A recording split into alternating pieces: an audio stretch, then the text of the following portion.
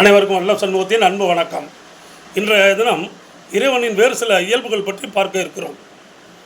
அதில் முக்கியமான ஒன்று இந்த மனம்.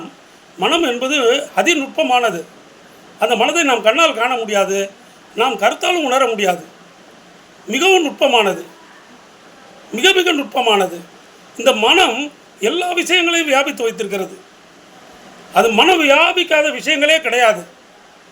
எல்லா விஷயங்களும், இது எல்லா ஜீவராசிகளையும் வியாபித்து வைத்திருந்தாலும் கூட மனிதனிடம் இது மிகவும் ஸ்பெஷலாக செயல்பட்டு கொண்டிருக்கிறது.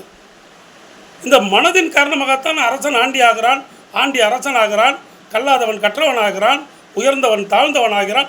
எல்லாம் இந்த மனத்தின் செயல்பாடுகள் தான். எல்லாரும் தாழ்ந்தவன் உயர்ந்தவன் ஆவது இதுதான். அறிந்தவன் அறியாதவனாவது, அறியாதவன் அறிந்தவனாவது இந்த மனதினுடைய செயல்பாட்டினால்தான் ஒருவரின் வாழ்க்கை செழிப்பாகிறது. ப்ளஸர் அண்ட் ப்ராஸ்பரிட்டி வேண்டும் என்றால் அது மனம் அதற்காக செயல்பட வேண்டும்.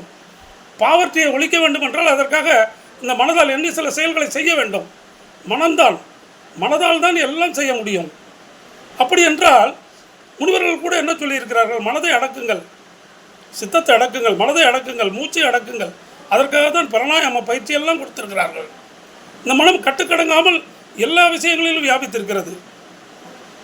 இதற்கு மதம், இனம், மொழி, நாடு என்ற வேறுபாடுகள் எல்லாம் கிடையாது.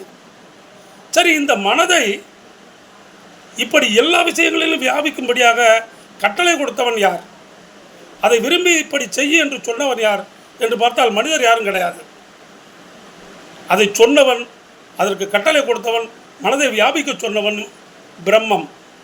வேதாந்தம் அதைத்தான் சொல்கிறது. பிரம்மம் தான் இதற்கு கட்டளை கொடுத்து இப்படி எல்லா விஷயங்களிலும் வியாபிக்க சொல்லி இருக்கிறது. நான் மெடிக்கலாகவோ சயின்டிஃபிக்கலாகவோ அனாட்டமி செய்து பார்த்தால் கூட கண், காது, மூக்கு, நாக்கு என்று வெட்டி காண்பித்து விடலாம், மனதை காட்ட முடியாது. ஏனென்றால் பிரம்மத்தினுடைய ஆற்றல் அப்படி, பிரம்மம் கொடுத்திருக்கின்ற பவர் அப்படி. அதனால் மனம்தான் எல்லா இடத்திலும் வியாபித்திருக்கிறது. அந்த மனதை நாம் எப்படி உபயோகப்படுத்துகிறோம் என்பதை பொறுத்து தான் வெற்றி தோல்விகள் எல்லாம் இருக்கிறது என்று கூறி விடைபெறுகிறேன். வணக்கம்.